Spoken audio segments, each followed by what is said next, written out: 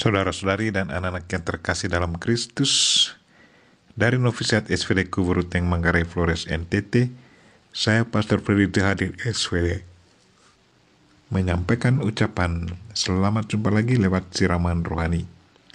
Hari ini Rabu tanggal 23 Juni 2021. Injil hari ini diambil dari Matius bab 7 ayat 15 sampai 20.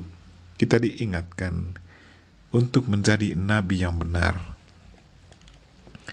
Marilah kita berdoa memohon penerangan Roh Kudus dalam nama Bapa dan Putra dan Roh Kudus. Amin. Tuhan dan Allah kami, puji dan syukur kami haturkan kepadamu atas segala cinta dan kebaikan-Mu. Terima kasih karena Engkau mengingatkan kami untuk menjadi nabi-Mu yang benar. Tuhan berkatilah dan tuntunlah kami agar kami selalu siap, agar kami selalu setia padamu dan menjadi nabi-Mu yang benar. Tuhan, utuslah Roh Kudus-Mu, terangilah pikiran dan hati kami, agar sabda-Mu yang akan kami dengar dapat kami pahami dengan baik, dan isi pesan-Mu dapat kami hayati dan amalkan dalam hidup harian kami. Doa ini kami sampaikan dengan perantaran Kristus Tuhan kami. Amin. Tuhan sertamu dan sertamu juga. Inilah Injil Yesus Kristus menurut Matius bab 7 ayat 15 sampai 20. Dimuliakanlah Tuhan.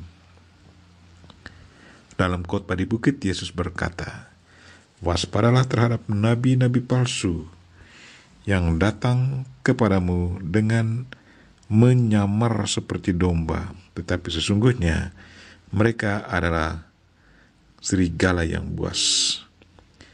Dari buahnya lah kamu akan mengenal mereka.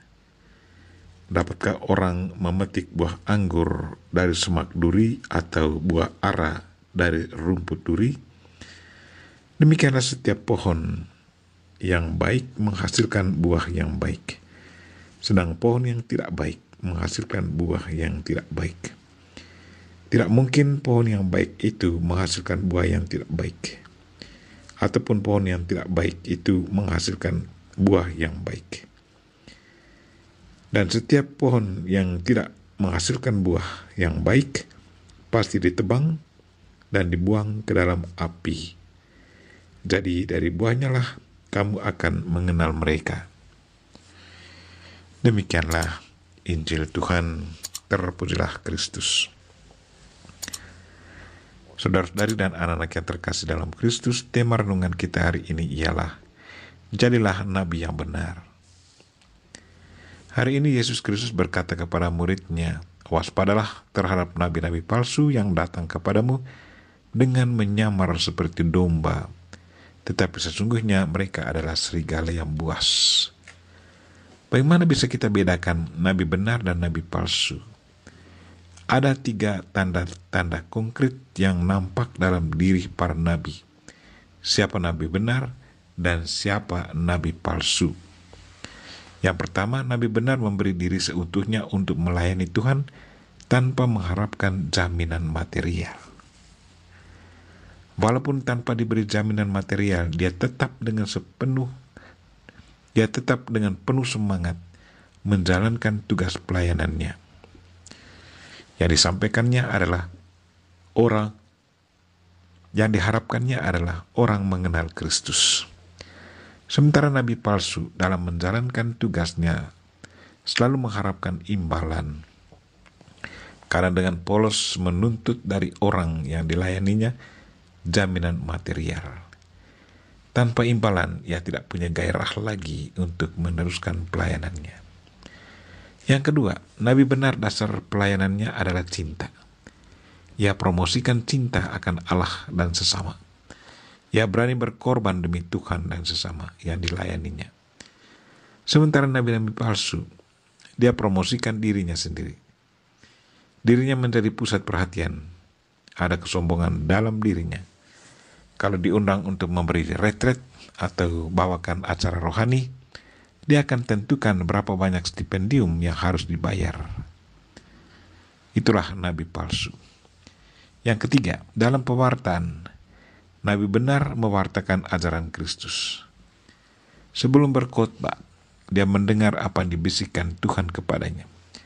Sementara nabi palsu, ia mengolah pikirannya sendiri dan jadikan pikirannya itu menjadi ajaran akan Yesus Kristus.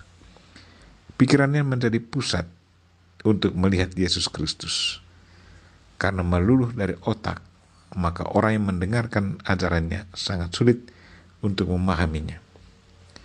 Hati dan iman nabi palsu dikesampingkan. Kalau ada yang menolak pendapatnya, maka ia akan sangat kecewa dan frustrasi. Kalau ia ditantang, ia akan lari. Saudara-saudari dan anak-anak yang terkasih dalam Kristus, bagaimana dengan pengalaman kita? Apakah kita sudah alami kedua nabi ini dalam hidup kita? Bagaimana reaksi kita? Bagaimana kita melihat diri kita sendiri? Apakah kita nabi yang benar atau nabi yang palsu?